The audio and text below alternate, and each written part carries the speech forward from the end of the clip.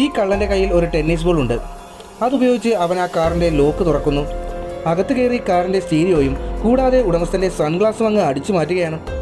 എന്നിട്ട് അവിടെ കിടന്ന് ചുമ്മാ ഡാൻസൊക്കെ കളിച്ച് എൻജോയ് ചെയ്യുന്നു. മര്യാദയ്ക്ക് പോകുന്നതിന് പകരം അവൻ ആ സീറ്റിൻ്റെ പുറകിൽ മൂത്രമൊഴിച്ച് ആകെ വൃത്തികേടാക്കുന്നു.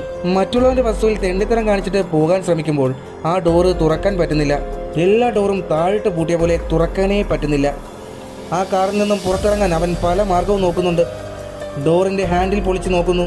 പക്ഷേ ഉരുക്ക് പോലെ അത് അനക്കാനോ പൊളിക്കാനോ പറ്റുന്നില്ല. കയ്യിലുള്ള ലിവർ ഉപയോഗിച്ച് ഗ്ലാസ് ശക്തിയിലടിക്കുന്നു. ഒരു സ്ക്രാച്ച് പോലും ഗ്ലാസ്സിന് വീഴുന്നില്ല. ലാസ്റ്റ് കാറിൻ്റെ കാർപ്പറ്റ് കീറി വലിച്ചു നോക്കുമ്പോൾ അതിൻ്റെ അകം മുഴുവൻ സ്റ്റീലാണ്.